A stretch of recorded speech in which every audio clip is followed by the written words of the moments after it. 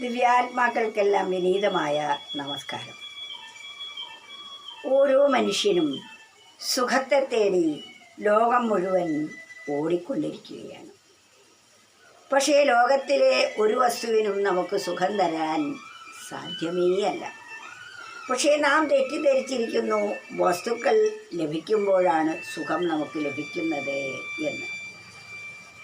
എന്നാൽ അത്യധികമായി നാം ഒന്ന് ചിന്തിച്ചാൽ നമുക്ക് ലഭിച്ച സുഖം വസ്തുവിൽ നിന്നല്ല. ആ വസ്തു കിട്ടിയപ്പോൾ നമ്മുടെ മനസ്സ് തൽക്കാലത്തേക്കൊന്ന് സ്വസ്ഥമായി. ആ സ്വസ്ഥതയാണ് സുഖമായി നാം അനുഭവിച്ചത്. മനസ്സ്വസ്ഥതയും ആനന്ദ. മനസ്സ് സ്വസ്ഥമായാൽ അല്ലെങ്കിൽ മനസ്സ് നിശ്ചലമായാൽ പരമമായ സുഖമായിരിക്കും അനുഭവം. അതുകൊണ്ട് നമ്മുടെ മനസ്സിൽ കാമക്രോധ മതമത്സര്യാദികൾ, അതുപോലെ രാഗദ്വേഷം, മതം, മത്സര്യം, അഹങ്കാരം മുതലായ മലിനമായ ചിന്തകൾ നിറഞ്ഞ് കവിഞ്ഞൊഴുകുമ്പോൾ നമ്മൾ എപ്പോഴും അശാന്തരായിരിക്കും. ആ അശാന്തി ഇല്ലാതെയാകണമെങ്കിൽ മനസ്സിൽ നിന്നും അശുദ്ധമായ ചിന്തകൾ ഇല്ലാതാക്കണം. ആഗ്രഹം ആവശ്യമാണ്. ആഗ്രഹമാണ് ഏതൊരു മനുഷ്യനെയും ജീവിക്കാൻ പ്രേരണ നൽകുന്നത്. എന്നാൽ ആഗ്രഹം പോയി അത് ദുരാഗ്രഹമായി തീരുമ്പോൾ നമ്മുടെ ജീവിതത്തെ നരകഗർത്തത്തിൽ തള്ളിയിടുന്നു. ഒരിക്കലും കരകയറാൻ പറ്റാത്ത വിധത്തിൽ ദുഃഖകൂപങ്ങളിൽ വീണ് നാം നശിക്കേണ്ടതായി വരുന്നു ആഗ്രഹം ദുരാഗ്രഹമായി മാറുമ്പോൾ. അതിനാൽ ആഗ്രഹത്തിന് പരിധി കൽപ്പിക്കൂ. അമിതമായതും മറ്റുള്ളവർക്ക് ദ്രോഹം വരുന്നതുമായ ആഗ്രഹങ്ങളെ പാടേ നാം വർജിക്കേണ്ടതാണ്. അതിനാൽ രാഗദ്വേഷാദിമാലിന്യം നീങ്ങിയൊക്കാമ്പിലെപ്പോഴും ഭക്തിവിജ്ഞാന സൗരഭ്യം ഉയരും പുണ്യശാലികൾ. പുണ്യശാലികൾ അതായത് സുഖികളായ വ്യക്തികൾ എന്താണ് ചെയ്യുന്നത്? അവരുടെ സുഖത്തിൻ്റെ മാനദണ്ഡം എന്താണ് എന്ന് ചോദിച്ചാൽ ഈ പറയപ്പെട്ടവയാണ്. രാഗദ്വേഷാദിമാലിന്യം. എന്താണ് ഈ രാഗം, ദ്വേഷം? രാഗം എന്നാൽ നമുക്ക് ഇഷ്ടപ്പെട്ട വസ്തു കിട്ടുമ്പോൾ സുഖമായി തോന്നും.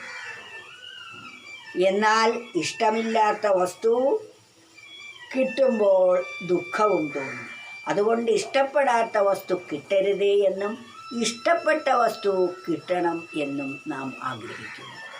ഇഷ്ടപ്പെട്ട വസ്തു കിട്ടണം എന്ന തോന്നലാണ് രാഗം എന്ന് പറയുന്നത്.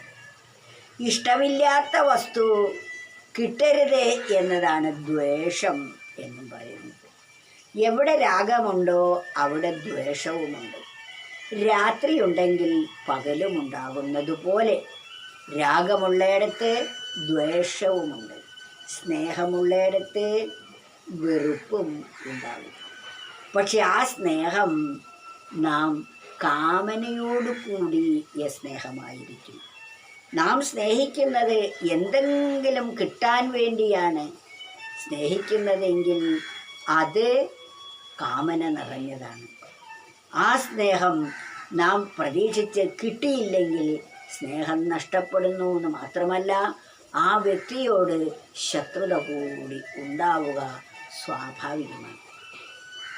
എന്നാൽ യഥാർത്ഥത്തിലുള്ള സ്നേഹത്തിന് പ്രേമം എന്നാണ് പറയുന്നത്.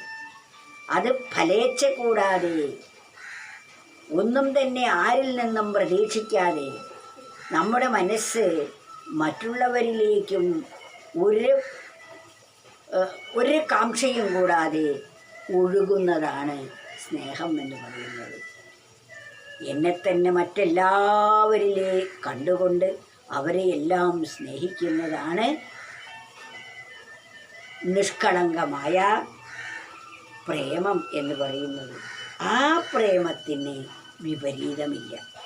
ആ സ്നേഹത്തിന് വെറുപ്പില്ല. എന്തെങ്കിലും കാര്യം ലഭിക്കാൻ വേണ്ടിയുള്ള സ്നേഹം അത് സാധിച്ചില്ലെങ്കിൽ അവരോട് വെറുപ്പ് തോന്നുക സ്വാഭാവികമാണ്. അതുകൊണ്ട് രാഗത്തെയും ദ്വേഷത്തെയും ഇഷ്ടത്തെയും അനിഷ്ടത്തെയും നാം ഉപേക്ഷിക്കുക തന്നെ വേണം. അത് ഉപേക്ഷിക്കുമ്പോഴാണ് നമ്മുടെ മനസ്സിൽ ഭക്തി, വിജ്ഞാന മുതലായവ വളരുന്നത്. രാഗദ്വേഷാദിമാലിന്യം നീങ്ങിയുൾക്കാമ്പിലെപ്പോഴും. രാഗവും ദ്വേഷവും മതവും മാത്സര്യവും കാമവും ക്രോധവും, കാമം എവിടെയുണ്ടോ അതിൻ്റെ പിന്നിൽ ക്രോധവുമുണ്ട്. കാമവും ക്രോധവും ഇല്ലാതെയായി നീങ്ങി ഉൾക്കാമ്പിലെപ്പോഴും.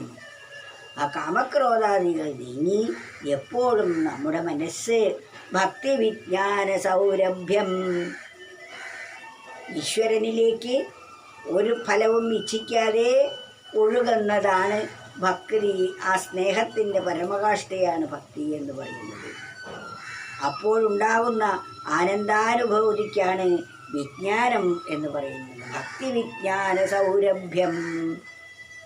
അത്യന്തം സുഗന്ധപൂരിതമായ ഭക്തിയും വിജ്ഞാനവും നമ്മളിൽ വളരും. രാഗദ്വേഷാദി മാലിന്യം നീങ്ങിക്കഴിയുമ്പോൾ അങ്ങനെയുള്ളവരെയാണ് പുണ്യശാലികൾ എന്ന് പറയുന്നത്, അല്ലെങ്കിൽ സുഹൃതികൾ എന്ന് പറയുന്നത്. അത് നാം വളർത്തിയെടുക്കേണ്ടതാണ്. നമ്മുടെ ഓരോരുത്തരുടെയും മനസ്സിൽ അത്തരം ഗുണങ്ങൾ വളർത്തണം. രാഗദ്വേഷാദിമാലിന്യം നീങ്ങിയുൾക്കാമ്പിലെപ്പോഴും ഭക്തി വിജ്ഞാന സൗരഭ്യം ഉയരും പുണ്യശാലികൾ.